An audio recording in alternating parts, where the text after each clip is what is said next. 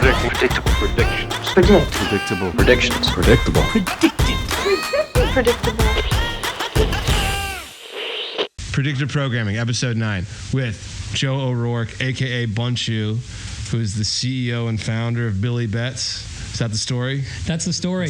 Thanks for coming on, Joe. Yeah, appreciate you guys for having me. This is, I've been watching since, episode 1. So an early, we're not that far away from episode 1. Episode 8. Now, when you say watching, do you watch these on YouTube, or you see the clips every week and you're like, no, that's still I watch happening? them full through on YouTube. That's pretty good. Yeah, sometimes twice, depending on Sometimes, if come on, you know? come on. That's fair. I appreciate that. When I saw your profile first, I clicked and I'm like, this looks like some AI slop nonsense. Like, what's going on? And then I see you on the Kalshi leaderboard, and I'm like, oh, actually doing some real volume. Like, let me talk to him. He can't be fake. He's got to be someone. You can't fake your way to the top of the leaderboard. You can't fake that. So, can you tell me a little bit about your background, how you started predicting, et cetera, et cetera? Yeah, I come from I've probably been sports betting 20 years. I'm turning 39 today. So Mazel tov. My birthday wish was to spend it with Flupp and Big Buck Hunter, and I brought all these cameras. So I've probably been betting for 20 years. Typical story of started out losing better, all of that stuff. Similarly, back at some point found Odds Jam to you, Chris, I believe is your story. And and so I kind of took me a long time to learn how to win.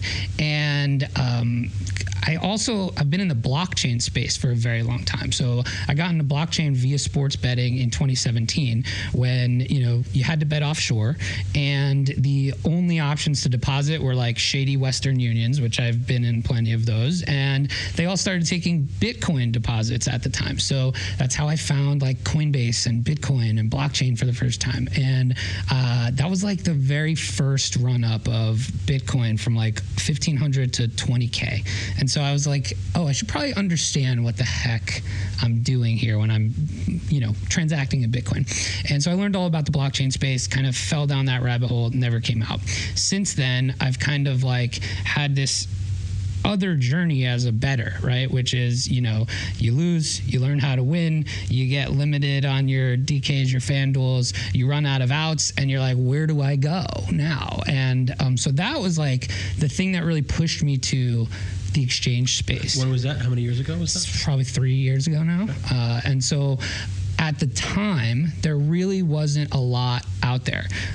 Sport Trade was around. I'm in New Jersey, so Sport Trade, ProfitX was around, and then I was using a lot of blockchain exchanges like SXBet, and then Polymarket. And even Polymarket, up until this past year, really had a very minimal sports offering. But that's kind of my evolution as a bettor. And so that brought on this thesis to me about exchanges overall and how that landscape might turn out. And because if I was having this and I was just some dude, this has to be a bigger problem, right? A lot of people are facing. And so as I use these exchanges more, I realized that it is a really unique product, and it's incredible offering if you kind of know what you're doing. And so, but it takes a long time to kind of learn what the hell you're doing. Did you start off strictly taking, just seeing it as another Totally, out, yes. So you started to understand because I think a lot of people go on the same journey, which is oh, it's an exchange, it's different. Yeah, right. Just another spot. And then you start clicking the make button, start Totally. Looking at tickers and be like, oh, this actually is a lot different. Totally. Yes. And so now doing a ton of the market making stuff, but how I evolved from the Kalshi leaderboard to Billy Betts and what we're doing as on the consumer product side. So I fell down the blockchain rabbit hole, never came out, started making content, really interested in that space. Similarly, in 2022, fell down the AI rabbit hole. And that was pre-ChatGPT. I was using GPT-3 to edit blog posts for a website or something. And fell down that rabbit hole. And this, in the past year, 2 years, the rise of being able to build a productive agent came about. And that was something that really fascinated me in the marriage of like AI and blockchain and what an agent can do on chain when you give it a wallet. Like now an agent can control its own wallet. It can execute tasks. It can do kind of like thinking and reasoning, right? Like this chain of thought There's a lot stuff. of very well structured data on a blockchain. Totally. Yeah. And so For it to process and make decisions on, right? to process and make decisions on, but also to execute transparently, right? Which is, I think, really interesting as well, right? Like any program can use an API, but if you have an agent interacting on chain, you can see everything, every transaction that agent does. And I think like that's a really unique thing in terms of what we're doing at Billy, because, you know, I also know the landscape of like Dub Club and pick sellers and all of that kind of like really seedy, gross industry, right? And it's like, okay. Your words. Like it is. I mean, it is, right? There's no transparency. You're kind of preying on people. But like, what is somebody that buys picks looking for, right? They're looking for kind of something that, like information that they don't have, that they trust the person gives you, which may or may not be true from a tout, or convenience, like done for you type of thing.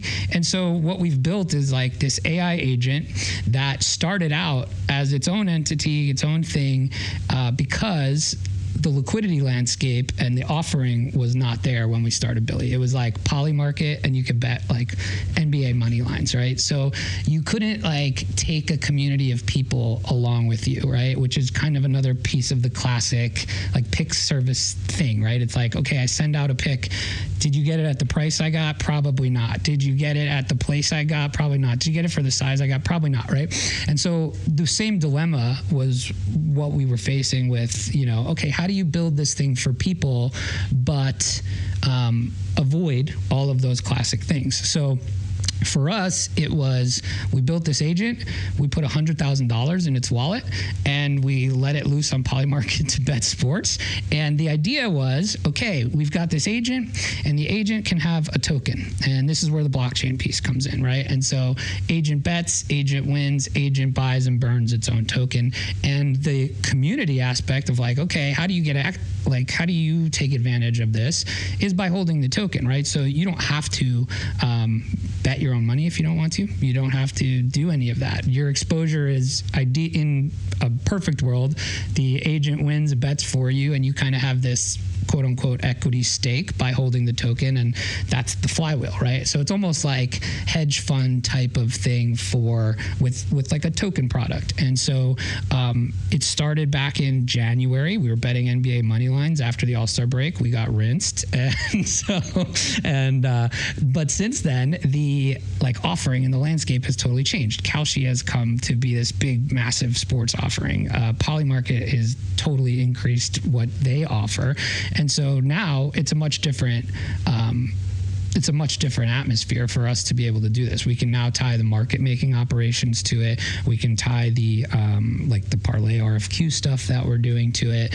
And it becomes this kind of really interesting experience from a consumer side to be able to kind of like access that without having to either invest, you know, in a hedge fund or build it yourself or things like that. So that's kind of like the TLDR. So for clarity, the Billy Bets account that you see on public leaderboards, is that literally the account that you have a piece of if you're in the token? So that's our like testing account that will turn into that thing. So like we have now, so basically in order to kind of test out this thesis, we had to build the market making operation around this. And that will be eventually coming soon, the piece that you have access to, right? So like the idea is now Billy's not just betting an opinion, Billy's now market making, and you're getting a piece of that in one way or another through the token. So that's the idea. So I'm skeptical. Why would you, if you have this winning system and everything like that, give out pieces to the public? Are you just a charitable guy, or like what's in it for you? I don't see why should I purchase a token or anything like that? Sure. I would say number one, I own part of the token, right? So like I own token supply, so it is like a equity stake that I own as well, and we have a business around. But ultimately, like we're building this kind of consumer community thing. It's not necessarily meant to be like a pick service. We're kind of building all of these tools on top of things that we think are interesting that I wish existed when I was doing all of this, right? And I think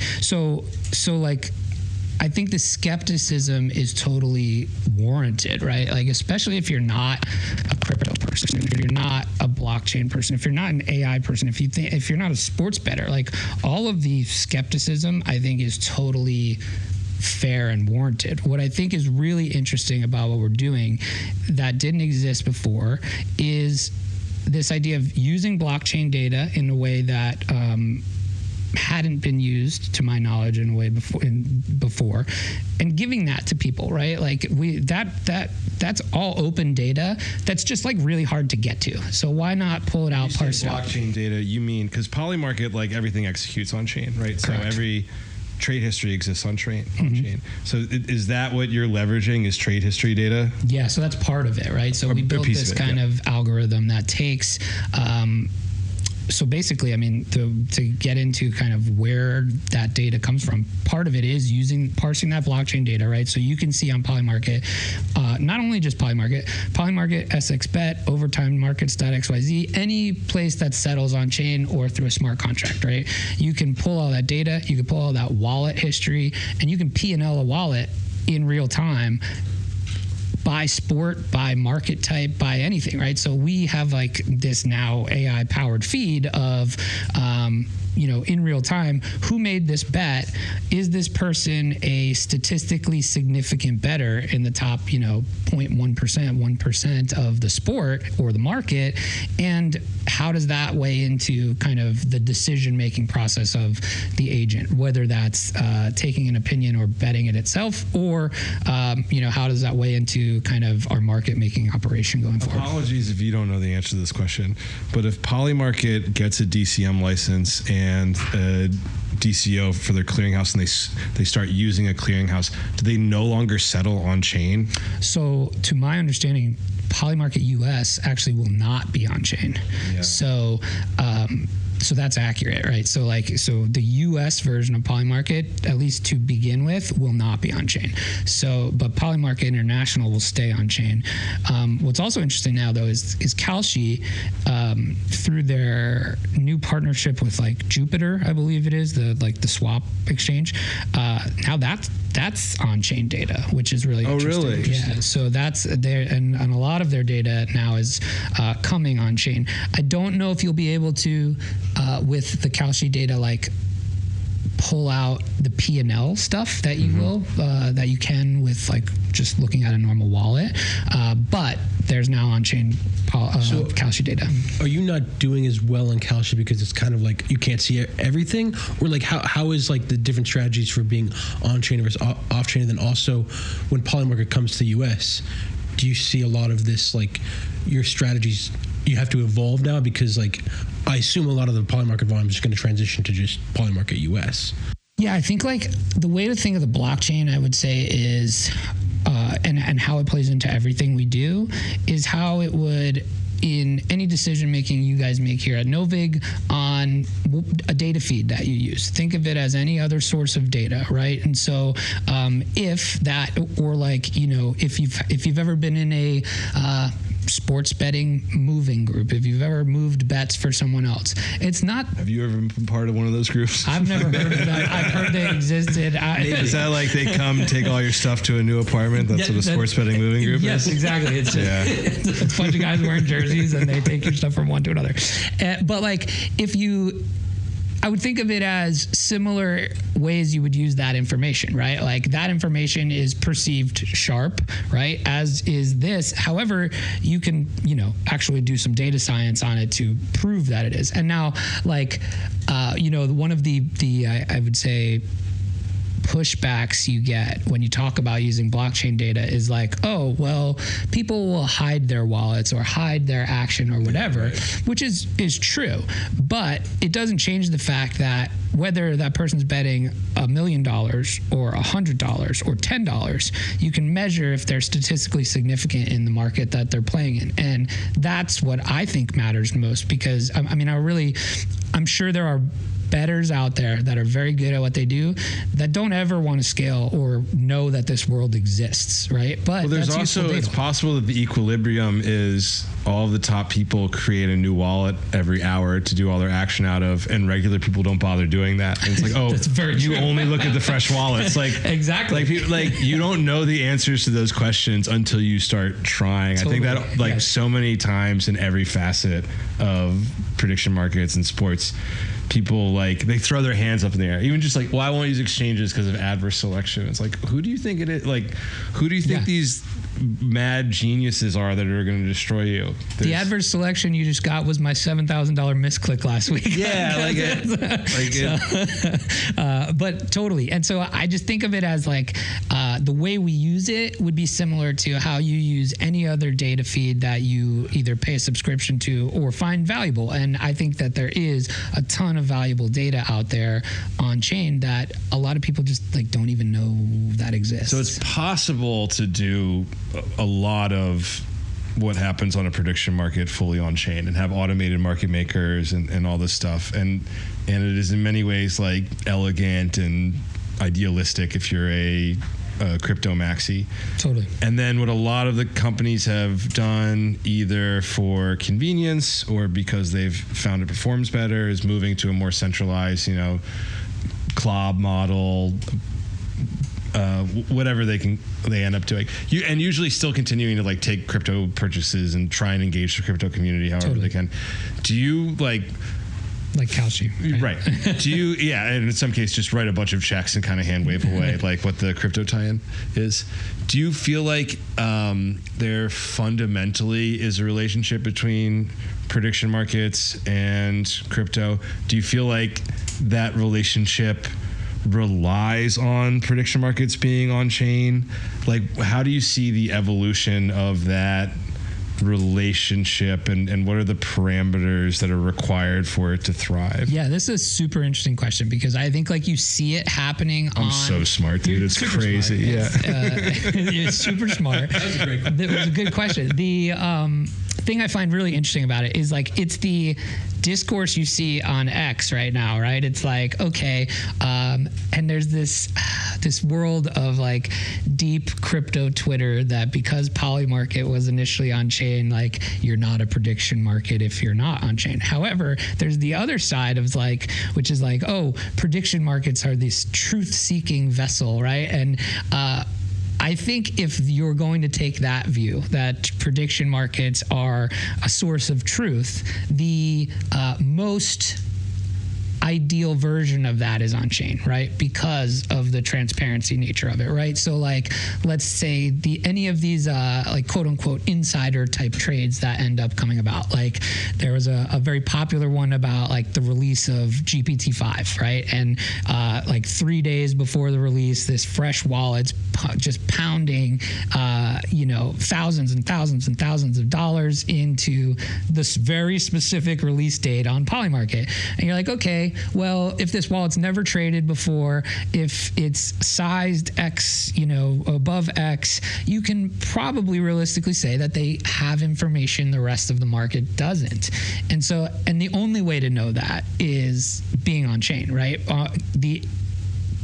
The opposite side of that is the data feed you get from Kalshi. So we have a data feed from Kalshi that is basically we can see the size of trades that come in on every kind of feed. Could I not make the argument that if you see a price movement that's big in a short period of time, that's the same thing, and you don't need it to be on chain or with a wallet? Or am I missing the point? No, I think I would push back and say, is every $10,000 bet you take sharp? No. Okay, but it might move a price. And so Fair. if every $10,000 bet you take cannot be counted as sharp, then no, I would argue a price movement does not necessarily lead to that same thing. However, if you had $10,000 bet from a wallet that's only traded X and that is statistically significant or has never traded this market or any other market besides this, you can infer a little more into that, I would say. And maybe that's just me being ideal, but I would say, I think like, again, you're just adding parameters, right? You may be able to say, bet over X is reliably sharper than not because you don't just get a lot of whales that just. So I hear what you're saying, and I think I would agree that you can find it faster if you have the wallet information. Totally. But like, take the was it the Nobel Prize where that likely got leaked? Yeah. If you see a movement a couple hours before it's released, and that's significant, I don't need wallet data. I know it's, but I would agree that you probably would have found it faster than I would have seeing the wallet data. Yeah, I think it's about. I think there's another piece of this too, which is like, there's like this insider trading discourse on X of like, is this a feature or a bug? I would think like almost everybody should say that it is a bad thing. Like insiders are typically a bad thing. Why? Because it. I think it's like a market integrity type of thing. Like if I think like you could have this whole conversation about liquidity, right, in these markets, and it's like, I agree. Just to be clear, and I just want to hear liquidity is a function, in my opinion, of like trust in whether that's trust in your price or trust in the integrity of the market or any of those types of things. I think that like so to just tie it back, right? It's like, okay, if I know that I have, or if I can't trust the integrity of the market, then like the price movement necessarily doesn't mean the truth is happening or not. But like, is an insider good or bad? All of those types of things kind of tie back into this same argument. The thing about price movement, right, is that you can spoof a marketplace, and I think if everything is fully on chain, there's some notion that like all misbehavior could eventually be revealed, and that there's no way that like a central entity could try to protect anybody or obscure the truth whatsoever. Whereas if you have a company in a trust me bro position, it's like it's kind of up to them to say what they are going to provide and to stick to their word. But the reality is like when I phrase it that way, it sounds like I don't buy into that, but I totally buy into it. That's how the entire global banking system works, right? Like the reality is a lot more money transacts in fiat than in crypto. Totally. So it's not but like the question was like, okay, is blockchain good or bad for prediction markets? And I think it's inherently a good thing. I don't think it requires blockchain, right? But I mean, you're seeing it with Kalshi, but I think the transparency of on-chain data is really interesting. And I think like if you believe that, these things are going to be a source of media or truth or get you to the final outcome faster, the more information you can have into every single data point that comes in, the better. Well, let me ask you a slightly related question, because I think sports, we have a lot of conventions around settlement, and the conventions are so well regarded that like ultimately any sports book, any prediction market, any operator simply clicks the yes no button or has a pipeline that is proverbially clicking the yes no button on a touchdown score or whatever. And it's totally fine that one of your employees is settling it because we all agree on the rules. There's a universal set of rules. It would affect your business very quickly if you weren't like going by those rules. So again, it's one of those like the theoretical runs into the practical and the practical dominates. But if new market types are constantly being added and you really get to that like lightning takeoff in prediction markets, it's possible that like the standardized rule set can't keep up, and then like a DAO style decentralized way of deciding outcomes becomes very interesting. And so I almost wonder if it's like people kind of give up on the automated market making, live with the CLOB, live with the centralized entity, but they're like, but all like settlement stuff needs to be handled in a decentralized way because you can't be trusted with that piece. And that's how Polymarket is settled now. But people have a lot of issues with that in practice, right? Totally. Wasn't I reading about something where like there's a photograph of was someone Zelensky suit. Yes. I wasn't really active in Polymarket or even like. So the whole thing was like, okay, the market was, will Zelensky wear a suit to, I forget exactly what the event was. There's a picture of him wearing this like 3-piece or like this thing that, if you just put it out there, everybody in this room would say this guy's wearing a suit, right? But I mean, there's more history to that in terms of like where that market actually came from, what was the birth of that market, and it had to do with, you know, the way he specifically dresses, et cetera, et cetera. But to your point, like it did come to this like UMA or UMA is like the body that does these Polymarket settlements, and it was like Is UMA a DAO? I don't 100%. Sorry, know. No, that's it's okay. I don't. I just don't totally know. I would assume yes, because it's like they're voting with essentially token stake, right? So a bunch of holders have a bunch of these UMA tokens, and that they get voting power or rights based on token holdership, right? And so essentially that's how DAO works. Right. And so the only other component I'm aware of is that then also voting within the majority gets you tokens. Is that right? Like possibly. Yeah, I'm not 100% sure, but there probably is some kind of incentive mechanism attached. I think it's functionally a DAO if it's not literally one. It's designed with the same principles. Exactly. And so there's, to your point, it's like, okay, those have like these ambiguous types of rule sets, and you're leaving it up to, you know, crowd settlement, and that has problems in practicality, right? Like you see it a lot. There's like multiple disputes a month on like a Polymarket market like that, right? But yeah, I think like theoretically, it's super cool and interesting. I'm not sure in practice because, look, I've been in the crypto space a long time. I've been a part of DAOs. DAOs are really interesting in theory.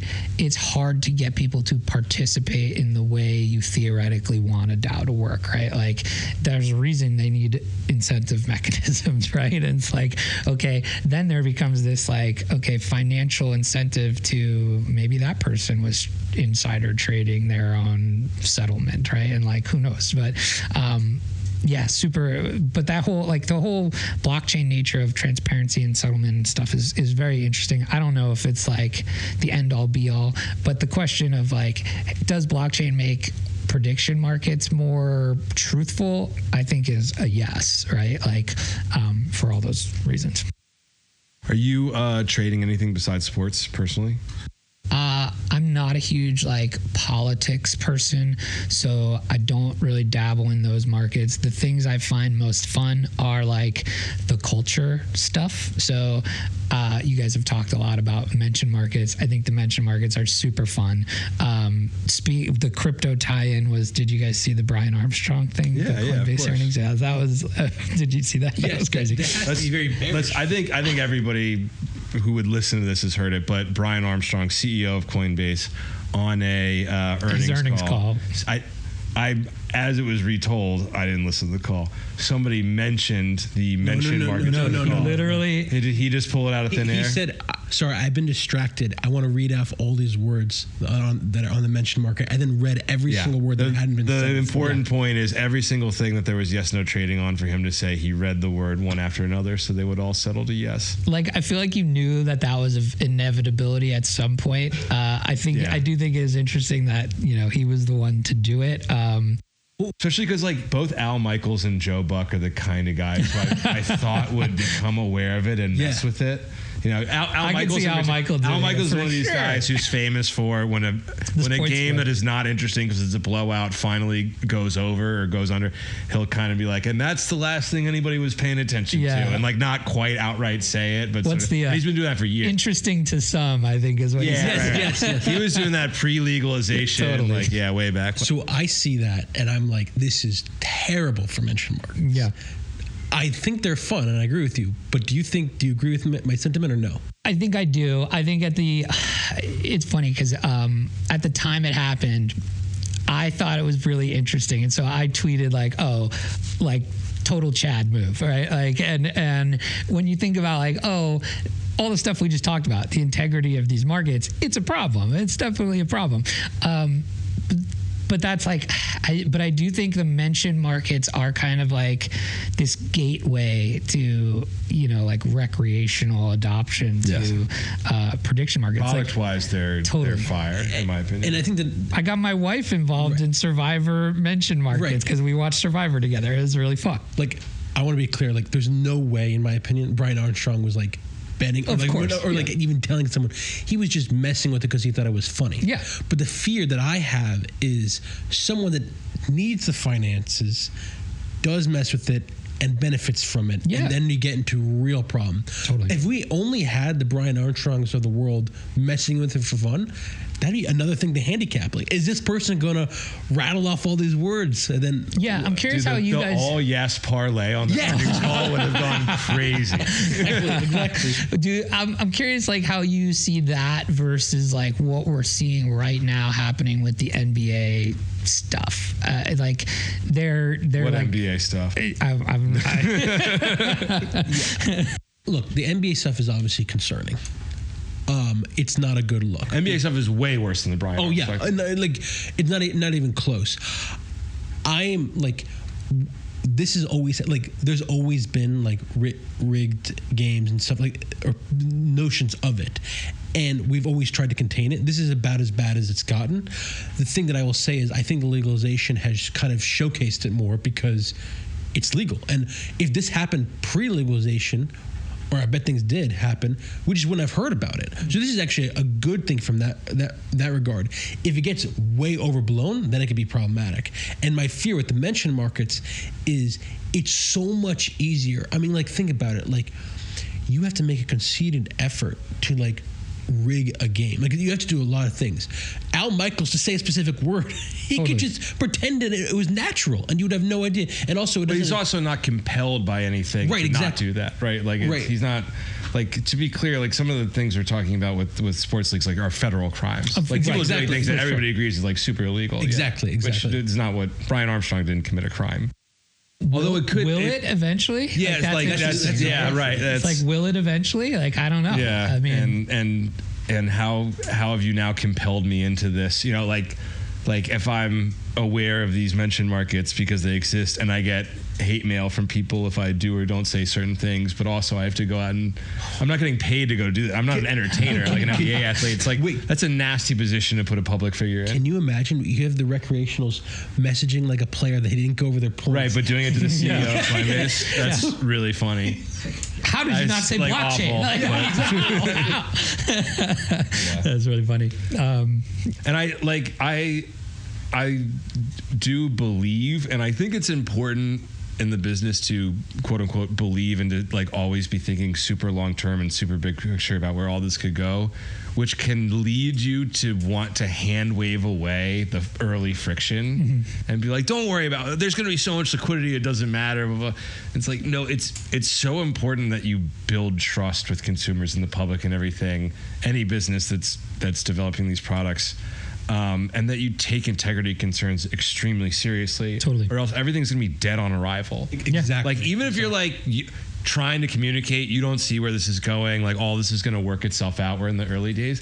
Like, you can't just be laughing about it like it doesn't matter. Oh, totally. And I think like there's second and third order effects, right? Of like, oh, it's not just the consumer side, right? Because the consumer side doesn't happen unless there's somebody providing that liquidity. And why would anybody want to provide liquidity to a market like that? And then the whole thing doesn't get to exist, and we never get to that fun utopia that we're all talking about in the future. Like, so I totally agree. I'm curious, you guys as like market makers and traders, like, where do you think the solve is long term in some of these other types of markets, like a mention market, or some of these long tail sports markets, like Kalshi had up like, who's going to be the week one starting quarterback for X team? Like, how do you see liquidity being solved in the future? You need to make market integrity number one. You cannot laugh about like the Brian Armstrong thing, in my opinion. Like, you need to draw a hard line that like, this is not okay. and any form of market manipulation is not okay. We will seize those funds, and you are not getting paid out if you have any insider trading. Like if Brian Armstrong had traded that, he's not actually liable at anything, right? Of course. Yeah. Right. If you traded, like, try to get, if it's possible, push for like jail, make that so negative to insider trade. That's how you solve the liquidity thing. Look, how about providing the liquidity? That's tough though, because a lot of these places really want to believe that these contracts are fungible, right? And now all of a sudden you're in the territory of like, well, the contracts purchased by those with inside information are not equivalent to the ones who are not, and so there's a lot of philosophy that goes into these platforms that can start to crumble if you focus on this, which doesn't mean you shouldn't do it, but it's like you have to acknowledge how big a lift this would be for some of these platforms to do things like this. What about the provision piece? So the providing of liquidity, I don't think is a problem, because right now the reason why I wouldn't look to market right now is because insider trading is so rampant and easy to do. I don't want to risk that. But it's a huge parallel to like what we're seeing now with like the courtside exactly. stuff. The courtside liquidity is killing liquidity on Kalshi. And if I had a guarantee that I wasn't going to get insider trading, I could look and try to get tight margins. And yes, people are actual sharps. We just had prediction market trader in here. Some people like that, they're going to earn off of me, but I'm going to use flow and move and I'll earn my 1%, hopefully, market making, but we'll get a ton of liquidity and it'll be great. But I can't do that. I can't earn like 1% when someone's going to come click me for like 50,000 contracts at like 100% win rate because of insider trading. And it's like, I'm not going to bother. Why would I try? Yeah. I think like one of my, I would say, crazy theories is like from the liquidity side of like, all right, when we look at sports, right, it's like you've got your SIGs, you've got these big funds that have are trading these events, and they can do that because sports is largely solved in terms of like, okay, I can make a price and I can trust that price, right? And like then you have all these long tail markets that they're just like empty, and it's like, okay, it's because nobody knows how to price the thing, right? And they don't have the like SIG's not going to do it because you're not going to have a desk that's gonna the juice isn't worth the squeeze, right? So it's like, how do you get all of these long tail markets to have some sort of viable liquidity without like, because these big desks aren't going to do it, right? I disagree with you there a little bit, because yes, sports is mostly solved like on NFL Sunday. I know what the price should be of these games. Like we have tons of market and fit, but like on Tuesday, even on non-injury games in NFL, you could be wrong on your price and you could get hit in one way, but still you can take big clicks. You can still take a lot of liquidity there because there's so many recreationals that like it. Mentioned markets is a very recreational happy product. And because it is, I think a market maker could come in and actually give deep liquidity to provide for those and have them have tight markets. The reason they don't is, of course, in my opinion, insider trading is similar to why, look, a lot of recreationals loves to live bet or live trade, and there's a reason why in Kalshi you don't see it because of courtsiders, and it's not, the juice is not worth the squeeze for that. I do think long tails, it's a similar thing where if you find the UI UX to serve them to more regular users, the inflows will be there, which changes the toxicity balance, which changes the incentive. I also think a lot of these market makers were not built for those kind of markets. Totally. And there's a new wave of market makers that are, I mean, it's the kind of thing we optimized around when we started because we understood the landscape and that it was just like vacancy. And we have friends who might not be the best at whatever sport they're doing, but they're willing to tackle regimes of markets that others are afraid of. Totally. And I think that's the kind of thing that is inspiring when we talk about all the negative stuff. It's like, it's very cool to see people step up to the plate and try things that nobody has had the audacity to try before. All right, we got to wrap up real quick. Any last minute plugs? Anything you want to get out there? What's your Twitter handle? My Twitter handle is at Bunchu Bets, BUNCHU Bets. Check us out at billybets.ai. We're not charging you anything; it's free, so I can't be a scam, right? Not how it works, but Can't be a scam. All right, Joe. Thank you very much. Appreciate you guys. Thank you. Wrapped up.